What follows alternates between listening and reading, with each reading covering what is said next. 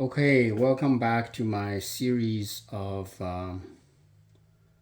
reviving power tools, cordless power tools with dead NiCad NiCad batteries. Today, I want to make this video as an appendix to the videos that I have made and I will be making soon, the part 4. The reason is that I need time to wait to find out the conditions of the cells in the last battery that I opened up. Okay, so in the first 3 videos, and in actually video number 3, which was a long one, I successfully rebuilt one NiCad battery for Milwaukee using the selected good cells from the batteries that I opened up. So I think you can see this was done on December the 2nd. After it was done, the charge is 19.01 volt, and the internal resistance was 315 milliohms. So if you divide that number by 15, in average, every single cell has an internal resistance of about 20 some milliohms, which is reasonable and acceptable. Remember the really good battery that I revived, the one for the Houseman impact drive, impact drill. The internal resistance after I charged it a second time, it was only 118, nearly 120 milliohms, which is much better. So you can see that this battery that is rebuilt using old, I must say this batteries could have been used for like more than 10-15 years, and I think nobody takes good care of it because these were basically rental tools. Anyway, so 315 and 20 milliohm per cell is reasonable. Okay, so today is December the 5th, and still the voltage holds. Let me measure it now. So you can see that it is still 1901. So after 3 days, it holds. There is no problem. So I'm not going to wait for too long. After about a week or 2 weeks, I will start using this battery so that I can drain it faster.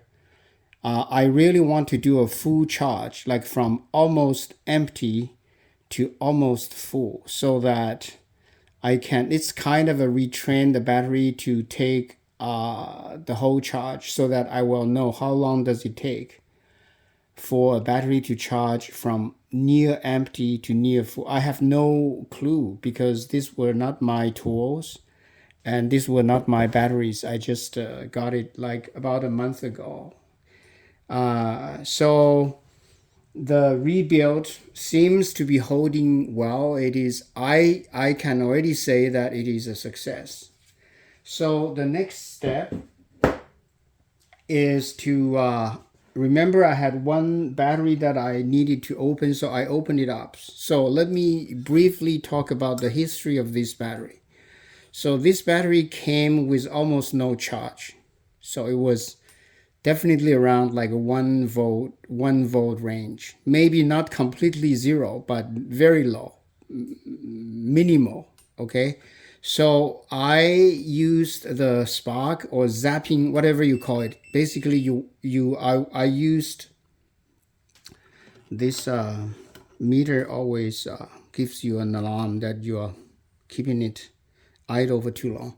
So the so I was able to zap it to a relatively high. I don't remember how high now, unfortunately, but I put it on the charger and it was charged to pretty high, like 20.2 volts. And then I think the next day it became 17, and after more than 3 weeks, it became about 7 volts. So it was like after 3-4 weeks, it could maintain a charge of about 7, a little bit more, like less than 8 volts, more than 7 volts. So 2 days ago, like 3 days ago, I would say, December the 2nd, remember in the video, I sparked it again. So I used the high voltage to spark it again. And it was sparked from 7 volts to like 10.9 or 10.8 volts. And then I put it on charger again. And this time it charged longer, actually. It charged longer than okay, unfortunately, I did not record the time. So but I can tell is that it charged longer than the first time I charged it. How much longer, I don't know. So at the end, on December the 2nd, I charged it around 11 a.m. Now it's 3 days later, it's like in the afternoon now. So I was able to charge it to 19.2 volts, and then I kept it. Let me see. The next day, December the 3rd, it already decreased to 16.47 volts. I think today I opened it up again. So before I opened it up, it was about 12.5 volts. So after 3 days, it was able to maintain something like 12 volts. Very controversial. So I opened it up and I measured the voltage and the internal resistance of all the 15 cells inside this battery. Controversial results. So I found 5 cells with 0 volt. Okay, so there's no charge at all. And I found, I would say, 7 cells that are pretty healthy. I would say the voltage level is more than 1.25, not 12, I'm sorry, 1.25 or higher. Some is even like 1.3, like this one is 1.3, and this one here is 1.279. But the problem is that there are some cells that are kind of low. I'm not so sure about this. So this one was, when I opened it up, it was 1.198. So this was below 1.2. The question for me is, should I keep this or throw it away? So now after doing some experiments since yesterday, since this was done yesterday, so I think I should throw them away because I have enough good cells, so I don't want to do a lot of work and ended up still having a few problematic cells. Another cell, where is it? It was in the middle. So this cell also is problematic, I think. So this cell is charged to, I don't know if you can see because I can't see it myself on the, so this is 1.224. It's very close to 1.2. Usually the good cells would keep a charge at like 1.25 or 1.26 or even higher. So another one which is even closer to, so this one was charged to 1.206. Okay, to this 1.206 cell in the middle and the other cell, I did experiment. I charged them to higher than 1.3 volts. And today I can see that they go back. So like this 1.2 volt cell became 1.19. And this cell I charged it to 1.3 something, and then when I recorded it, it was 1.296. And today it is now 1.17 something. It's even lower than when I opened it up. So now I tend to throw away these problematic cells. So there are 3 of them. So in other words, in total, I decide to throw away maybe 8 cells. So 5 cells with 0 charge after I open it, and 3 problematic cells. This makes sense. Remember, this battery was able to hold a charge of around 7 volts after more than 3 weeks.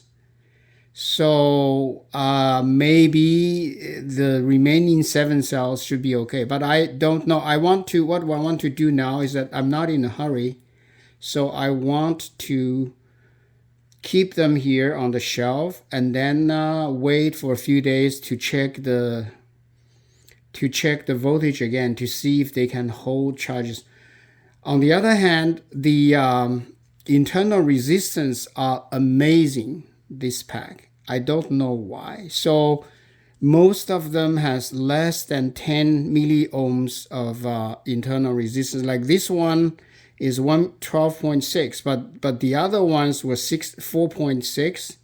This one is only 5 milliohms, and most of them are around 10 or below 10. That's amazing, including the bad cells. Like this cell has 0 voltage, this one, and its internal resistance is 5.3 milliohms.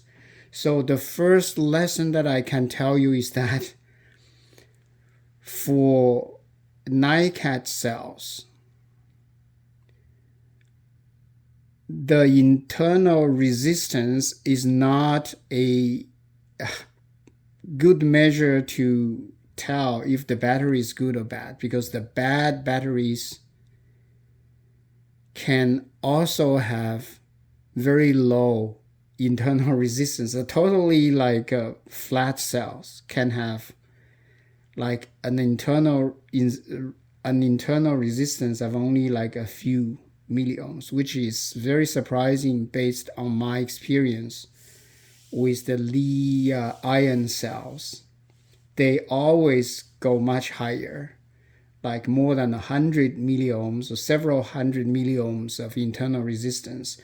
Although you can still charge them and you can still kind of use them, but they are no good. So that's the first thing about. So that's why my goal of this video is to try to understand and to get input from people out there that they know much better these cells than I do.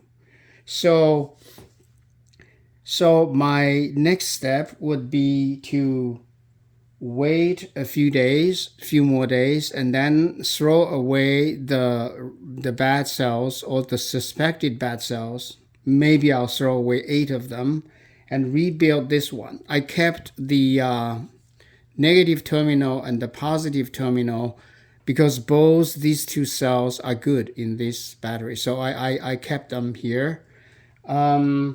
So now the other few things that I wanted to say is I'm trying to understand many things that I do not understand very well.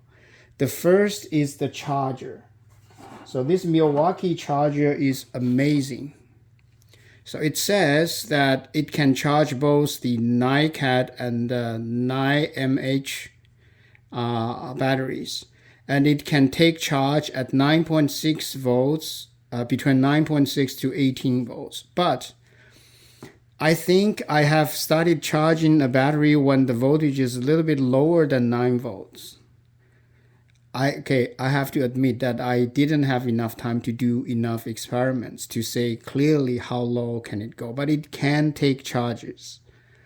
It can charge a battery. So it's very simple. When it's charging, it's a constant red line. And when it is having problem, it should be blinking red light. But I have never seen blinking red. Either there's no light or there is a charging light and it charges. So another amazing thing is that for this old battery that you charge several times, you have different, I feel that every time it does different things. Like the first time I charged it, mean relatively shorter time, and I was able to charge it to very high, 20.2.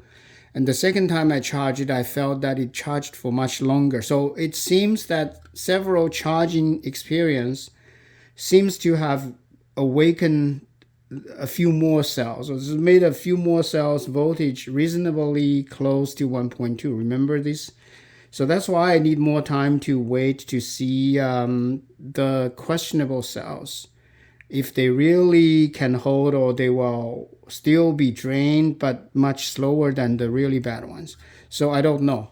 So so before you make a decision, you should probably charge the battery several times. Like you charge it and then put it aside for a few weeks and then charge it again. Maybe this time it will somehow bring back more cells. I don't know, at least bring back the problematic cells into some kind of a charge. I suspect when you can charge a cell close to 1.2, the battery can be used, but I don't know how long you can use it. Maybe it will not hold for very long. I don't know, but these are the marginal cases that, okay, so my final idea is that I should be very cautious. Any cell that I feel there is a suspicion, I should throw them away, because I really do have enough new cells. Okay, so now I want to talk about the new cells. So these new cells, I don't know if you can see. So they are NiCad. I don't know what the SC mean. Maybe, I don't know. So they claim the capacity, is 3,400 milliamp hour. So in other words, they claim they have 3.4 amp hour. And the nominal voltage 1.2. And these batteries don't look shabby. They look, so they come in this package of two, and they are much less expensive than buying the 18650 cells. So I think in average it's about $1 or something, a little bit more than $1 a piece. So you can see the packaging, the quality of the packaging, the plastic and everything is hard plastic, much better than the original cell, which is only a piece of paper, basically, like a kind of a glossy paper, easily taken off, like it's a cylinder that is not glued on the surface of the battery. So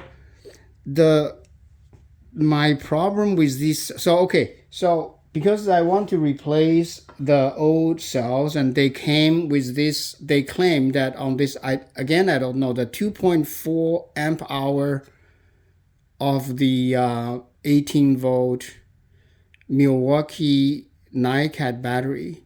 I don't know what does it mean. I assume this means that every single cell has 2.4 amp hour of charge, of capacity. So since my new cells have a higher capacity, like as they claim, I at this stage, before I did any experiment on them, I can't have any confidence on what they say. So they say it's 3.4 amp hour. I don't know. I don't have time to check it. I have ways to check, but it's a long time to do it. Okay, I'm not going to do it now, but I'll at least it is like it's like 1 amp hour higher than the old batteries that I want to replace. So I should be able to use them in the rebuild. I'm going to rebuild another battery using the retaining the good ones and replacing the bad ones with the new cells. Okay, so now I talk about the new cells. Okay, another mystery to me is what does the internal resistance mean? So the worry that I have with these new cells I purchased is the following. So I have, first of all, when I measure the voltage after they arrive, they are very different. So some cells is only 1.2 and some is 1.727 and 1.26.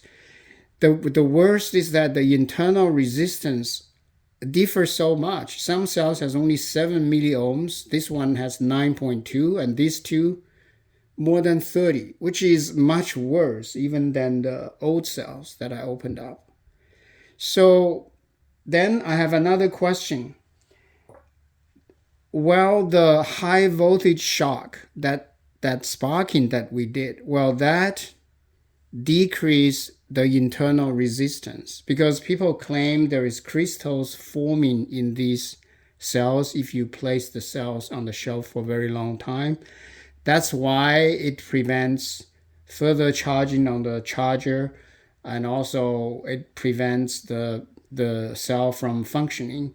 And people claim that this high voltage shocking or high voltage sparking, I would call it sparking because it always has some sparks, is a way to destroy those crystals formed between the two, the cathode, and the anode, so that the battery can be functioning again. I don't know if it is the truth, because it's just something that I heard from the YouTube, not from any scientific paper or scientific report. So I don't know, but I'm curious because my question is, are these high internal resistance related to the fact that these cells were produced? I don't think many people are buying these cells now. It's not very popular, and it's mostly on the old tools. And also these cells, they're environmentally bad because of the cadmium. It's like poisonous. So, okay, so I want to do some experiments. So what I did was the following. So I want to do it at a single cell level. So this is a 1865 battery, okay? So the full charge is 4.2. I think I have a little bit more than 4 volts. Let me show you. So this is the negative, the other one is the positive. Okay, so you can see that it is like 4.06 volt. So 4.06 compared to 1.2 of these cells, it is like almost 3 times higher. So at a single cell level, I used these little one battery to zap, to like spark. So it did produce spark. Okay, I'm not going to do it now, but I did it several times, and there is very tiny spark. You have to pay attention to see. So I sparked this cell multiple times. I don't know how many, maybe less than 10, but quite a few times. So I was able to bring this voltage, let me see the voltage, to a higher level. What is this? So it is 1.324 now. And what is amazing is that I can bring the internal resistance of this cell more than 10 milliohms lower. So let me show you that. So this meter for the internal resistance has been waiting patiently without giving me a warning beep. But anyway, I like it because I have some other multimeters that the batteries would go bad very quickly because I always forget to turn it off after I use them. So now I'm going to show you the reading, okay, of these. It's not easy because of the way they have the spring in the electrodes, so in the two poles. So now you can see that it's only 24.4. So in other words, after I used a high voltage to zap or to spark this little cell, I was able to bring the internal resistance from 37.4 to like 24.4. So it is like 13 milliohms low. 24 is reasonable to me, but 37 as a new cell, it's very high. So the question now is for anybody who understands better these cells than I do, is this always true? So that's the thing. So I tried it on the other cell. I also zapped this cell, like sparked this cell, but it didn't. The result was not that good. It still made the internal resistance lower, but not that much lower. Let me try this here.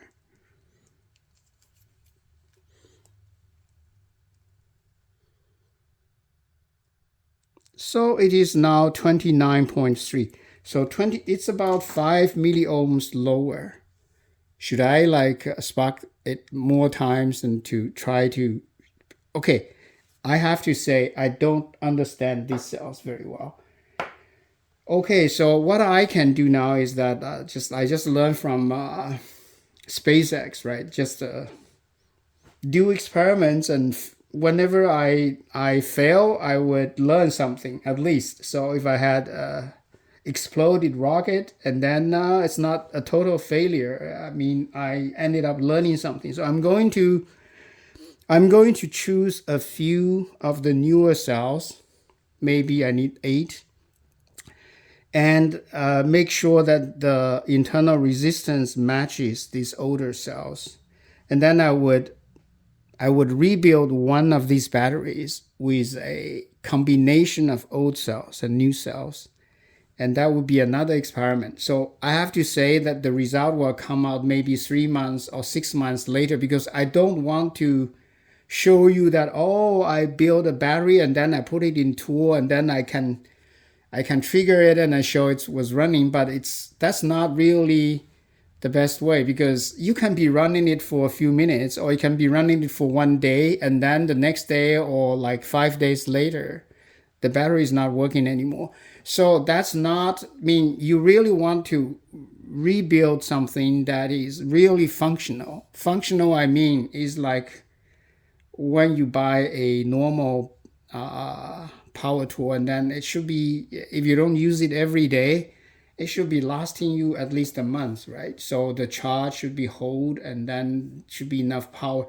So that's why. So then the last one, I would really use completely new cells, like 15 of them, to build a new cell. So I have a comparison between an old battery that is rebuilt with old used cells. And I have a second battery with a mixture, like half of it will be with the old cells and half of it will be with the new cells, which are still questionable to me, because I don't even know if the new cells is necessarily better than the old cells, because I don't know these sellers. I don't know if I get like scammed. I have no clue. But anyway, I'll do an experiment, and then I will do the last battery that I will make is to make it completely with 15 new cells. So, and I think within 3 months or even longer, 6 months, we will have an answer to the difference between all these different ways of rebuilding an old NiCad battery. And actually, I was able to I accidentally found a video on YouTube. A guy actually the guy has a DeWalt NiCad battery. He also wanted to rebuild it. So what he did is that he went to the US cheap tool store. I always keep forgetting it. It's like, what is the... Everybody knows the store's name. It escaped me. I'm in Canada, so I don't know. It was the store that he bought a battery that is a Chinese cheap battery, and it claims that the capacity is like 1.3 amp hour battery. So that battery looks like this battery. It looks like the Milwaukee one with this kind of arrangement, like 3 rows of 5 cells. And he dismantled that battery and put it back into the DeWalt battery. I have to say that the DeWalt battery design is not as good as the Milwaukee. The Milwaukee is so good. I really appreciate how good this battery was originally designed, and it's simple and it is very functional and very easy to work on, very easy to dismantle, very easy to repair, and very easy to rebuild. Anyway, I will stop now, and then maybe in a few days I will start doing the last part, like the part 4 of my series. Thank you for your attention.